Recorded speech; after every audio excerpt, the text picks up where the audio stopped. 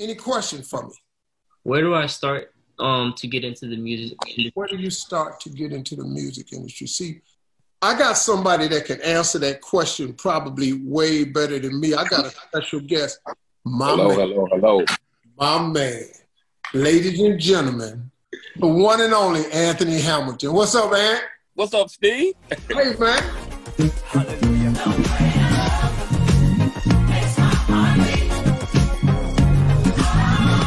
Yeah.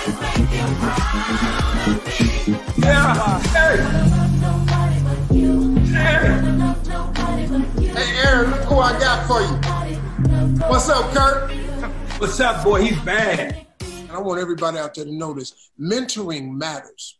Mentoring changes lives. Mm-hmm. If you can grab a young man or a young girl, you don't have to be famous, and just plant in their head the things that they have questions about, you can change and redirect a young man's life, a young woman's life.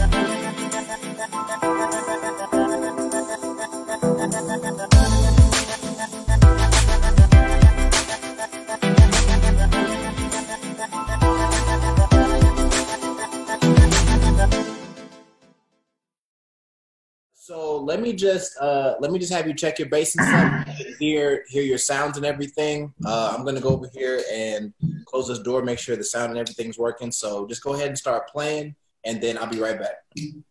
All right.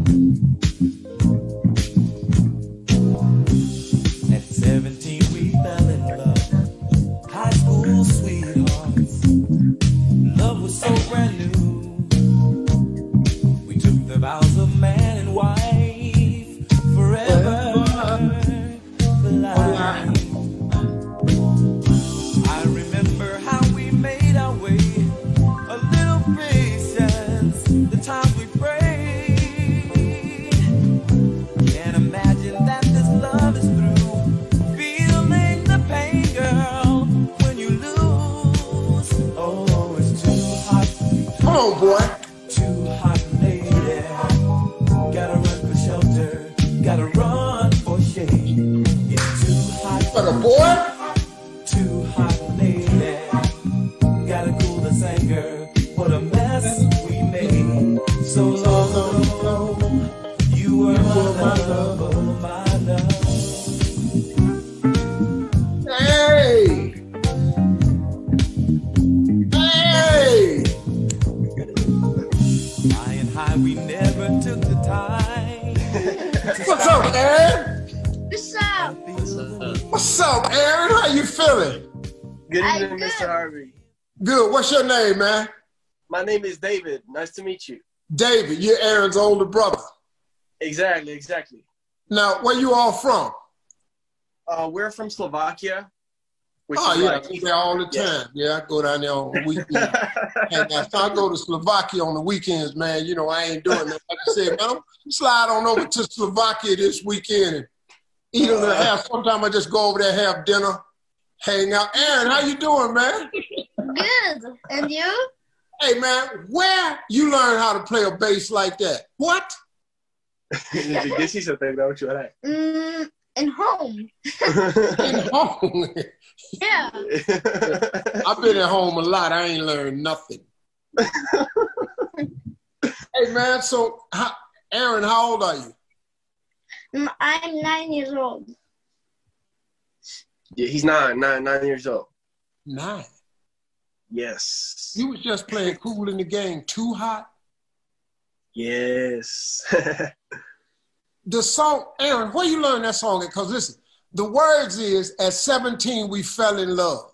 High school sweethearts. Love was so brand new. We took the vows of man and wife forever for life. I remember how we made our way with little places, the times we prayed. Can't imagine that this love is Oh, yes. feeling the pain, girl, when you lose. Oh. Aaron, that's my favorite Kool in the Gang jam, man. Boy, you my dude, man. Hey, man, so did you take bass lessons? Did somebody teach you how to play the bass? Yeah, My brother. Yeah? Yeah. Really? So, big brother, let me ask you something. Is Aaron better than you? Well, I'm not a bass player. I'm a drummer and a music producer, so he's already better like for years now. Really? He started when he was 4. Yeah. He started when he was 4 and basically got better than me like in the first 2 weeks. Wow. So let me ask you something. So what's the connection with me and Aaron? How does Aaron know me? Actually, it's a very funny story, but when he was like 2 years old, he used to watch every single day this video where you had, let me show you. I'll show you the video. Okay, I got time. I'm a fly thing walking through elementary school, so make room for this trigger little bad street bosser. Cause Bobby's here and it's over. You heard I'm this, I'm that, I'm all of the above in a big body shot. Ride on dubs, I've been seen with the back. Yeah, so this is the video where he used to watch this little rapper. Yeah, and he used to laugh like, because Mr. Harvey made all these faces, so he was like, Hey, man, that video is really old because that's like when I was hosting Showtime at the Apollo. Yes, exactly. I had hair. Yeah, that's how old that video is. Let me tell you something, man. I haven't had hair. This is like 13, almost 14 years when I shaved my head. And Apollo was before that. That's amazing. So he was just really watching the video. Yeah, really watch. And he used to like dance to it all the time. Like he used to just like hold all the instruments in the house and like act like he's playing to it and stuff. So it was like an everyday video. Like he used to rock out every day. Man, this is so crazy. So how is it? How is it, Aaron? Do you like living in Slovakia? He would love to move to the States. I get it. America got a lot of opportunity. I ain't mad at that. I mean, look, what can I say? This country has afforded me the opportunity to get to where I am. You know, it's a place of opportunity you can capitalize. Has its problems, but what country don't? So, you know, I really like that, man. Hey, man. So let me ask you something, man. You've got a lot of people following you on social media. Lenny Kravitz and Sheila E. follow you on social media. Yeah. Yeah. You got 9-year-old. Nobody followed me at 9. The only person who followed me when I was 9 was my dog. That was it, man. You got any questions for me, Aaron? Let me ask you that first. What would you like to ask? How do you get that famous, Mr. Harvey? How do you get famous? Yeah. Well, you know, man, getting famous, it's going to have a lot to do with your gift. But I'm going to tell you something, man. It's not really a choice of yours. Mm. You can only get famous. You can't make yourself famous. People make you famous. You can want to be a star all you want, until the people decide you are a star, you don't get to be famous. There are a lot of people who are really, really talented out there, but they just don't have the people who gravitate to them for whatever the reason. It's like some people can really, really sing, but they don't have stage presence. Some people can really, really act, but they don't have the real acting chops. You have God. God has to give you this factor called it. You have to have it. It's called the it factor. It's this thing that's unexplainable, man. It's just like you have to be so talented at something that it compels people to listen to you, to laugh at you, to want to hear from you, to follow you. You have to focus on your craft, whatever it is your gift is, like you're a bassist, right? Your brother's a producer. You have to put the blinders on and focus on that so wholeheartedly that you become an expert at it. Then you have a chance of drawing the people to you where they look for you. Like you got right now, Lenny Kravitz and Sheila E. following you, and you're 9. Those people know what it is because they have it. Lenny Kravitz has it. Sheila E. has it. And so they'll gravitate to you. So it's not you that can make yourself famous. You have to be blessed. God gives you this it factor. And like right now, man, if you stay focused, if you stay faithful, if you keep playing the best you can, don't worry about nothing. Just get so good at what it is you do, the people will come. And that's what makes you famous. It's not you. To be famous, millions of people have to be attracted to you. Millions. And like right now, man, that's what you're working on. So if you just keep doing the things you're doing, that's how you get famous. It's not you. You know, you can say you want to be famous, but if don't nobody follow you, man, you got nothing. You feel me? I think you got it though, Aaron. I think you got it. Hey, Aaron, let me ask you a question before I ask you to play something, man. When you play in the bass, do the girls like it? I don't know. Yes, you do. Yes, you do. Yes, you do.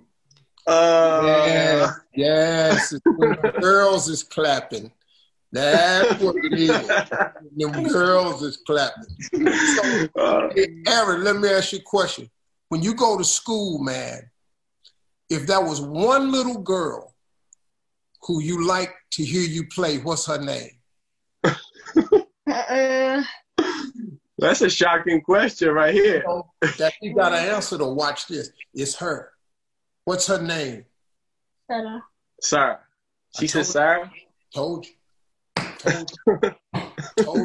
I told you. I don't care how old they are.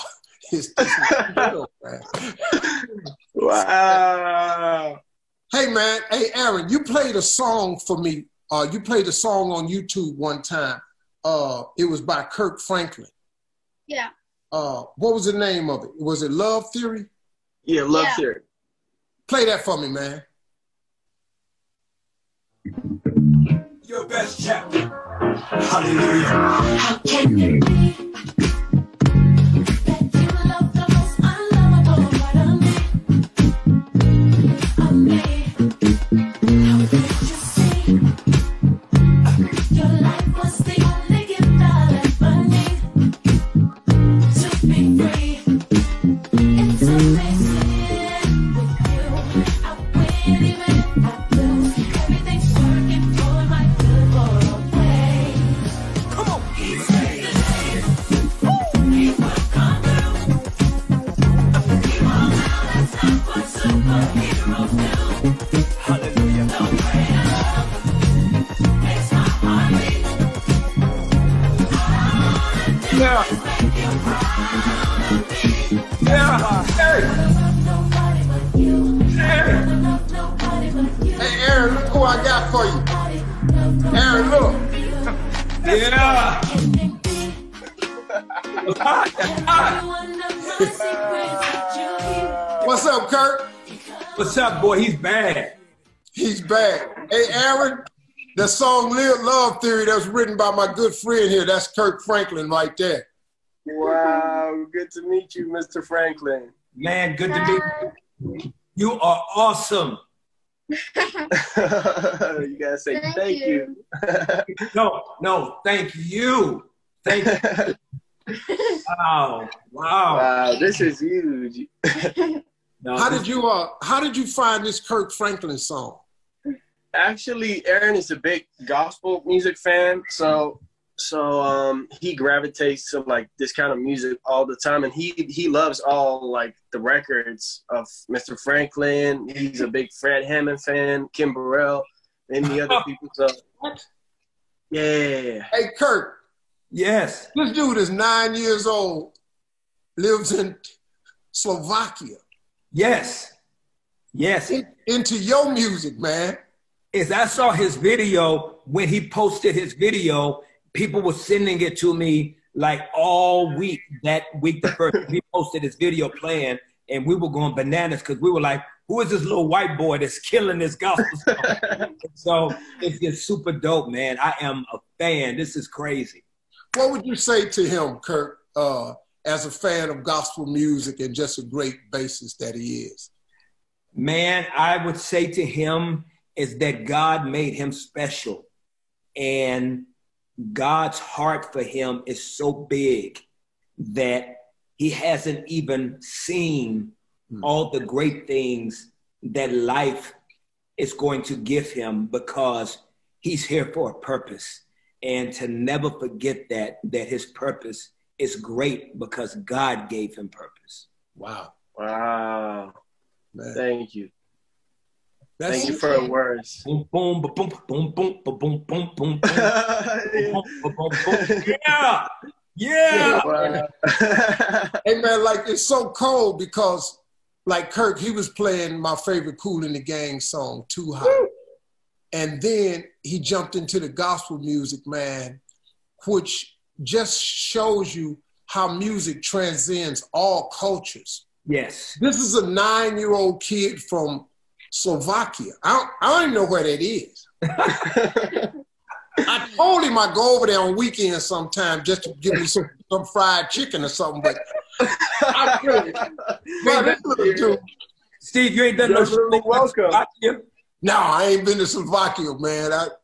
I don't really know. I don't know no Slovakian humor. But this is great, man. Because definitely got some fried chicken.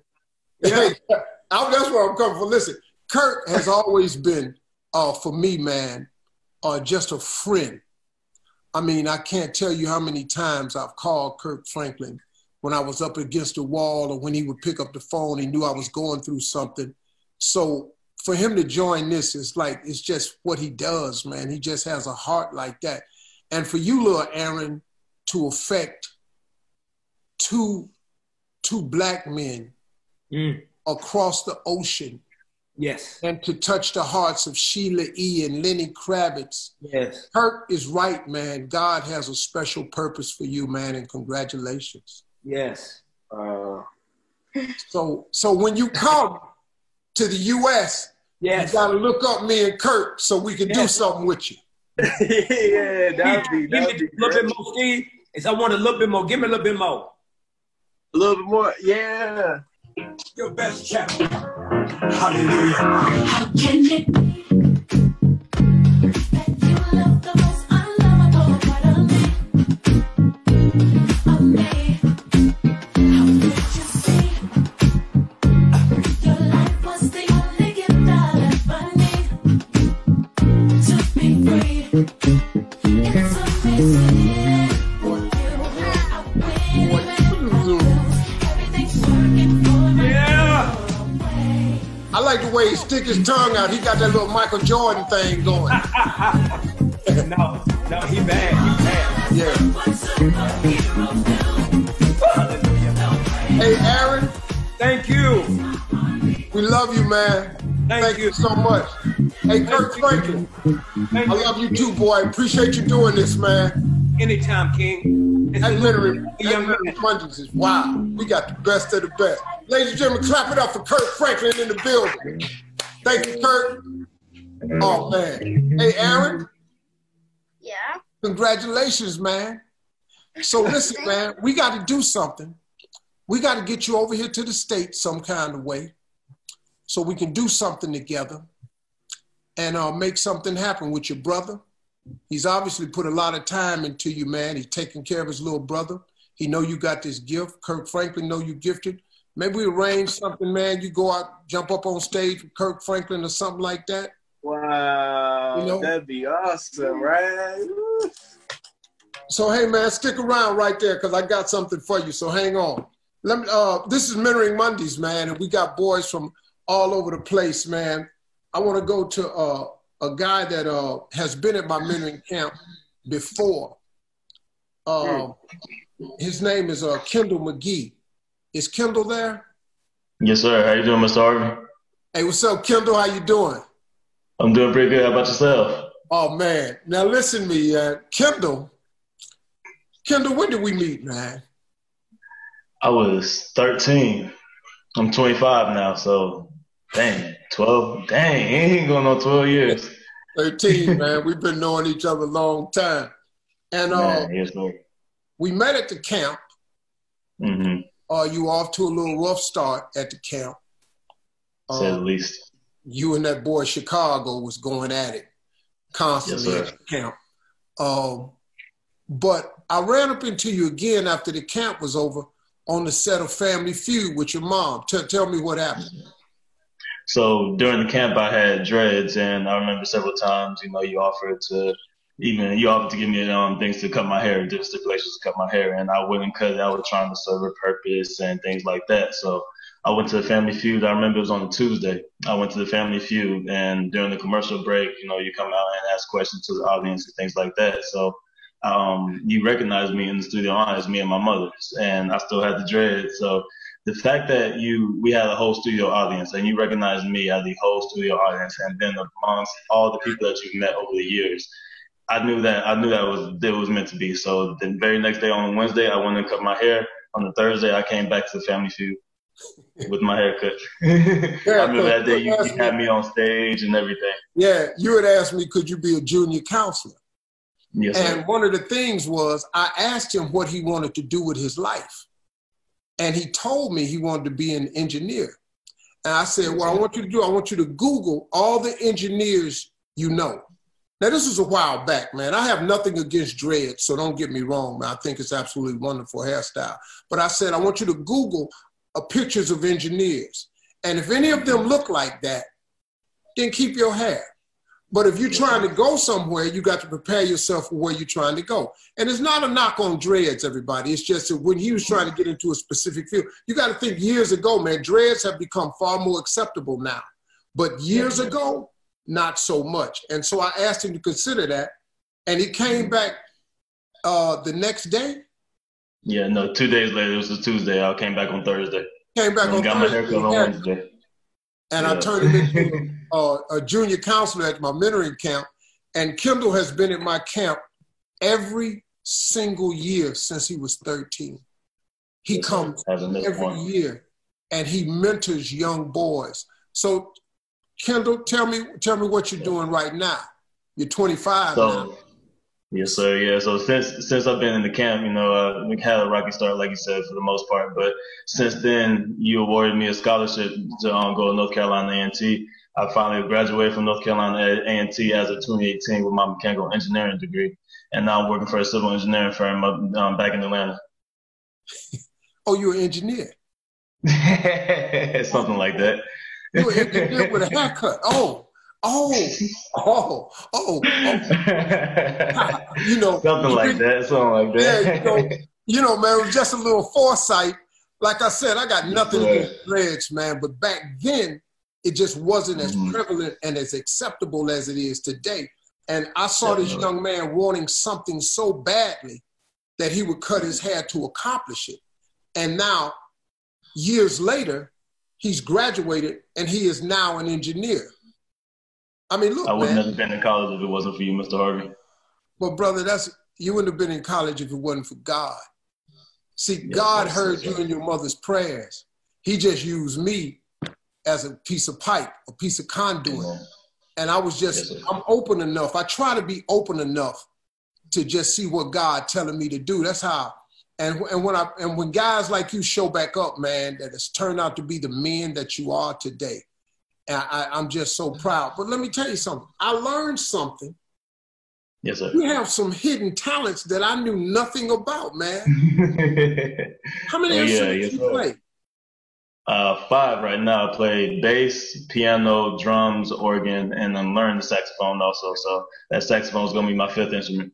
I didn't even know this, man. Yes, sir. You kept that from me. I should have showed you a while ago. I apologize.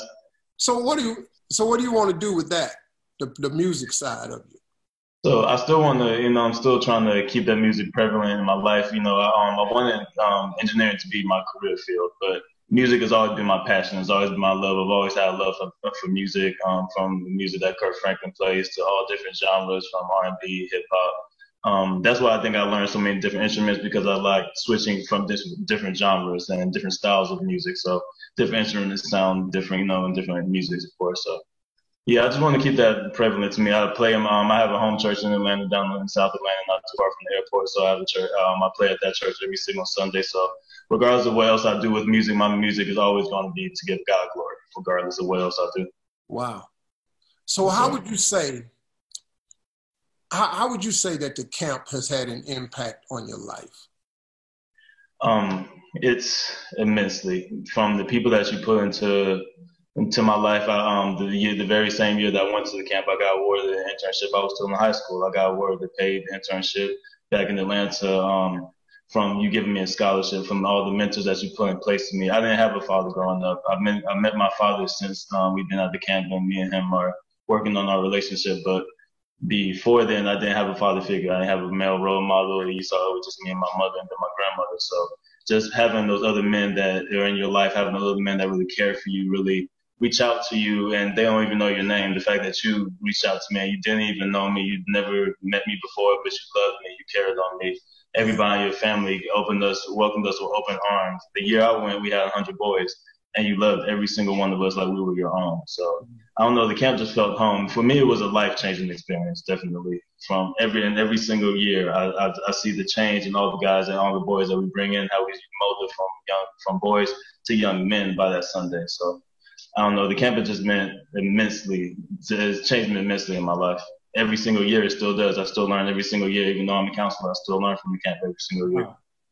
And man, I can't tell you how much I appreciate you coming in and just sharing your experiences, because it means so much to the younger boys that's 15, 18, when they meet a young guy that's in their 20s, which is the next level they're trying to get to.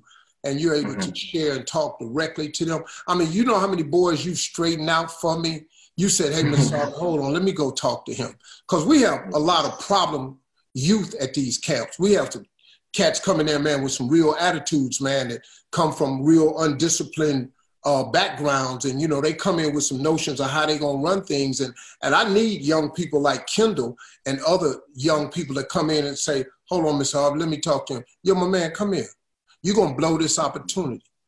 And I really appreciate that. If you wanted to ask me anything, Kendall, what would you ask me? So we've known each other since we were 14, since I was 13, going up 14. And you've changed my life immensely, from putting all the mentors in place to awarding me a scholarship to go to college. I just want to know what drives you, what motivates you to, just to care about people like me, like people that nobody cared about, nobody knew before. It just, a person of your caliber, your standards, to care about a person like me. Wow. I think what it is, man, and I say this without getting emotional, see, when I see y'all, I see me. I see a young me. Now, I had a father, but man, I wanted to be something so badly. I just didn't have any idea. Nobody was teaching me the principles of success. My father was teaching me hard work, and I thank God for that. And my mother was teaching me faith. But I wanted something I wanted to be something special in life. I just had this burning thing in me. I didn't want to be ordinary. And when I meet a lot of y'all, I see that in so many of y'all that you want to do something different with your life. You want to reach another level in your life. And when I see y'all, I see me. And I wanted so badly to get it right. I was trying so hard to figure it out. When my dad died, when I was 43, at the funeral, I realized when I was looking at him, I said, man, if it wasn't for this dude right here, I'm not here today. Because this dude kept me on the straight and narrow. I mean, he was on me, man. Even when I got off track, when I got in trouble, and I got in trouble, he came down there and got me back on the right track. And so I said, man, what happens to young men who don't have father figures? I needed that dude, man. And so I decided to let me get as many of my friends as I could together to reach out to these young boys and give them some inspiration. And people like you have proven it to be right. That a dude says so many years ago, I want to be an engineer, and today he's an engineer. It's like that little dude playing the bass guitar. He watching a clip of me on the Apollo of a little black guy, just watching it and watching it. And now all of a sudden, he on the screen with Steve Harvey, the guy he been watching, playing a Kirk Franklin song, and then I bring Kirk Franklin to him. That's what it is, man. That's what matters, man. I appreciate you, Kendall. Hang on one second. I got a little bit more to do. I love you, man. Yes, sir. My dude. I love you more. I know, boy. I know you do. Hey, listen, we got another little buddy on the line. Where's Otis Journey? I'm here, sir. Hey, Otis, how old are you, man? I'm 19, sir. Oh, 19. Oh, that's good, man. What are you doing right now? I'm in college. I go to Atlanta Tech University, and my major is IT. So I work. Wait a minute, man. Have I met you? I was at your camp. I was one of your mentors. Oh, you didn't get the haircut memo. Okay, you got through. That's cool, man. So, hey, man, you went to the camp. How did the camp have an effect on you, Otis? Well, I'm not gonna lie. When I first got there, I was kind of very angry. I felt like I was targeted because I didn't feel like I was one of those troubled children. I always felt like I was a leader rather than a follower because I wasn't the type of kid to grow up and get into trouble and follow other people and join gangs and stuff. So when my mom sent me there, she was just like, there's something in this program. It's a reason why you're here. A lot of people want to get into this program, but you got selected out of all of these people. So you must be here for a reason. So one of my mother's friends that got me into the program, she came and she talked to me. She was like, just go. So I went. I remember falling asleep on the bus. Y'all came on there with the drill sergeants and stuff, and everybody yelling, and you dapping me up saying, hey, how you doing? Firm handshake, being as genuine as possible. And I was just like, I didn't want to be there because I didn't feel like this was my purpose. I felt like I was a leader, not a follower. I felt like I could help people. So 2 days in, I told him I wanted to leave. I went up to the yeah, I remember this. Yeah, the house at the top of the ranch, and I told him I wanted to leave, and I called my mom and everything, and she was actually at the gate. Before I could leave, somebody said, hold on a second. And I got on the phone with Anthony Hamilton. And Anthony Hamilton told me, like, you can't give up because it's a reason why you're here, you know. And then from then on, they made me a mentor because I told them I have a bigger purpose. I wanted to be the leader. I wanted to talk to the kids. So I became a mentor within 2 days of being there. And from then on, his life has been great. Yeah, because what we try to impress upon the young men that come to the camp is if you want to be a leader, we have leaders at the camp. I'm a leader. I'm not a follower. But in order to be a great leader, you have to be a great servant. You cannot be a great leader without being a great servant. What made Barack Obama a great president was because he was a great servant in Chicago. He served people. What made Martin Luther King a great leader was he served people. What made Gandhi great, Gandhi served people. What made Mother Teresa great, she served people. See, it's the service part of your life that draws people to you where they'll follow you. They're not going to follow you if you don't provide a service for them, if you're not in the uplift business. So you had it right to want to be a leader, but you had to grasp the concept of it. And when the brother told you you can't ever give up, that's the part of it, because you gotta stay with it, man. You gotta stay with this thing, because the turn that's gonna happen in your life, you don't ever know where it is. And this camp has become the turning point for so many young men. I mean, it's gratifying, it's heartwarming to me, man, when I see guys like you again. Like, I meet guys been in the program, they sergeants in the military now. They are police officers, they're school teachers, they're lawyers, they're pastors. I mean, man, we got some real leaders came out of the camp, and you on your way, man. Any question for me?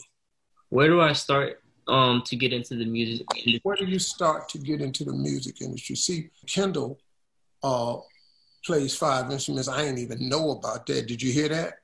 Yes, sir. He plays 5 instruments. We got Aaron over in Slovenia. I don't even. He over there. He into music. So this is like a music show. But I got somebody that can answer that question probably way better than me. I got a special guest. Hello. My man. Ladies and gentlemen, the one and only, one of the top R&B singers of our time, with a voice that sounds like chicken when it's fried. Soulful. The one and only Anthony Hamilton. What's up, man? How you doing, man? Hey, man, you called this little dude right here. Otis, you called him. What's up, Otis? Yeah, how you doing? I'm good. What's up, Steve? Hey, man. I love what you're doing. I love it. Man, I love that so many of y'all want to help me with this, man, because that's what it takes, a village, man. You've always been that brother for me, man, that I can call. You've come to all my events, the Hoodie Awards, Sand and Soul. You done been out the country with me. So yeah. I knew getting you, man, was going to be like the charm. So Otis is here. He has a music question for you. Go ahead, Otis. Ask Anthony. Sure. Where do I start to get into the music industry? What aspect of the music industry are you interested in? First, have a plan. My aspiration is to be an R&B singer, just like you, sir. Be a singer? Yes, sir. Okay, so first thing, you have to let somebody hear you. You have to start creating music and let people hear your voice and expose that. And once you expose that gift, somebody else will help you expose it. And next thing you know, a lot of people will know about it. And then your gift will make room for you. You know, if I hadn't sang that first time in the first talent show or school or whatever, and nobody knew it, nobody would have encouraged me to keep going. Or nobody would have told me, hey, you got a really nice gift. I'll let so-and-so hear you. And then next thing you know, somebody hooked me up to a guy who brought me from North Carolina up to New York, and I got my first record deal with Andre Harrell at Uptown MTA. So it's all about exposing your gift. You know, sometimes you may not know what to do with your gift right away, but somebody else can hear a gift and they'll know how to place you and where to place you and give you critique that'll make you better. So first expose yourself and let people know you have this gift. How were you, man, when you thought about making this a business for yourself? How old was I? Yeah. You know what? I love music from the womb. But when I got 14, 15, I wrote my first song. And I was like, you know what? I'm going to take this. I want to be, you know, I used to say, I want to be famous. I'm going to be famous for singing. And I didn't know at the time that it was a business. I just thought it was just music. Yeah. So I think after my first record deal, back in '93, I was like, you know what? You can either sing or you can sing and make this a business. And so I started learning the difference. You know what I mean? Some people are just singing, they're just singing and ain't doing nothing with it to help create wealth or anything for their family. So I think back in '93, I was probably 22, 23 years old when I really started looking at it like, okay, this is a business. So you didn't think that until after you got your first record deal? I didn't know any different. I just knew it was just music, and I knew I was going to sing and I probably would get paid. But in terms of thinking like a business, no, I didn't know it. I hadn't been exposed to that type of music business, or hadn't had the exposure to that side of the business to know that it was more than just music. Wow. See, I think that's probably the best way to look at it, because when you talk to somebody that's in the business, what you said was something I hadn't thought of. You may have this tremendous talent and not know what to do, but if the right person sees it, they may know exactly what to do with it, because they're in the music business, you know. So I like that. So this is what I'm gonna do. Hey, Otis, I talked to Anthony about this already. So I think what we're gonna do is Anthony is gonna extend to you to come and hang out with him in the studio. Come on in. You ready? Boy. Would you like that? Yeah, I love it. You can hear some of that cornbread and collard green right up front. Boy. And hey, Kendall, we might get you with some of these instruments and see what you can do. And if Aaron come to the States, oh my God, boy, hey, you hear that, boy? You hear this man? You's a bass player. Good God Almighty, Aaron! Look, I sent a clip of your video to my bass player. I said, well, you better watch out. He had seen you before. He had already seen you before, and he was like, this guy's cold. He said, I've been watching him for some time now. Really? And he's incredible. Yeah. So you saw his video too? Yes. Yeah, and my bass player had seen it. I sent it to him. He was like, oh, yeah, this cat is cold. I've seen him already. Are you familiar with Pino Palladino? Yeah. Yeah. I used to tour with D'Angelo, and Pino Palladino was the bass player for him. Yeah. I know all those cats. Yeah, he's a huge D'Angelo fan. Like D'Angelo, actually, the first song he learned to play when he was 4 was "How Does It Feel" by D'Angelo. How does it feel? How does it feel? Yeah, I was on that tour. I sang. We traveled the world. Brazil, all over Europe. We were in Europe for a month on a tour bus, and that's how I learned. Getting back to what you were saying, you didn't feel like you wanted to be a follower. Well, I was being a background singer. Pretty much, you're not really a follower, but you are a follower. But I learned so much being back there that when I came to the front, I was ready then, because I had already seen the machine working. I saw things working. So sometimes you want to be in front of the car and not know where you're going and don't know how to steer it. Man. But if you sit in the back seat and watch mommy, daddy, or whoever's training you up, or whoever's leading the way, you'll get something out of that. So always be able to serve, or to be open to learn, and to take a back seat, because all the greats have learned from somebody else. So it's not to put you down or let you down or keep you from, being great. It's just sometimes God puts you in a place. He have to simmer you in them juices first. Yeah. And then when you all stewed up and ready, he'll serve the world you. So. Wow. Yeah. See, that's great advice, man, because so many young people, they want to be leaders. And like you said, you were a background singer for years. And loved it. Bro, Luther Vandross was a background singer. Ooh. All he sang was jingles. Wow. This dude had the greatest voice to ever come out of a man's body. And this dude was a background singer, man. And that's how a lot of them start, Otis. So I think that's a great piece of lesson for you. So listen, man, you were part of my Mentoring Mondays, but your single dropped on Friday. You got a new single. I can't wait for people to hear this. You doing a duet, man? You know, I went back and got one of the greats, Rick James, man. And it was a no-brainer. Been a fan of Super Freak and Fire and Desire and Ebony Eyes and all that stuff. It was just time. How did that come about, man? You had to get some type of collaboration going. So how did it come about? Well, Ninth Wonder, who produced it, who's worked with Drake, Jay-Z, and all these greats, he started playing this music, and I was like, is that? I heard Rick James say, wow, everything's tasty. And then I was like, okay. I started singing, "You wanna love from the start. I knew you never." And Rick James said, "Leave here. So much for giving you my heart." And so I went into my chest voice, and from that point, I started writing the song in a way where Rick James could come in and finish the sentence, and just use his voice as it was just magic. Wow. Oh, yeah. Man. That single is out. It came out Friday, so people can get it now. Get it. Please get it. Back Together. Back Together, featuring Rick James. And I'm on my own label now, so I feel really, really good. Really? Yeah, my music box with BMG, so it's going to be a different run this time. Oh, you free now? I'm free. It's free, Steve. Why not, man? You're doing all the work.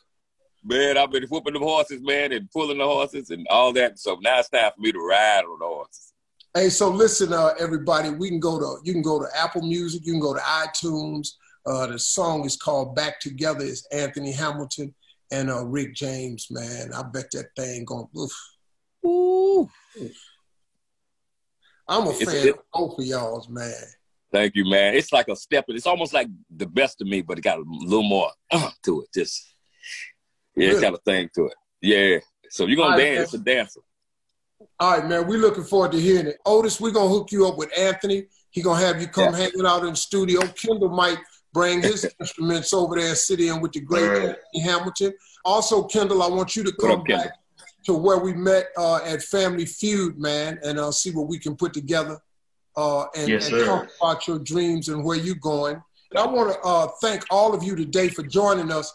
And I want to thank our partners, man, because we got some great partners. I want to thank the folks at Chick-fil-A for the use of their ranch, for all of their support with their great foundation. And we don't thank our partners at Coca-Cola, who has always been in my life at some capacity, doing things, and also Advancing Black Pathways, who helped make a lot of this happen and a lot of big things out there. And also, I want to thank Wells Fargo, because we're excited about what we're going to be doing with these kids in financial literacy with Wells Fargo. So we're taking these boys, Anthony, these young men, and we're teaching them all the angles of leadership, of business, of financial literacy and everything. I want to thank all of you all for hanging out with me again on another great Monday of Mentoring Monday. Is starting to catch on. I want to thank Kirk Franklin for stopping in and helping me out, Anthony Hamilton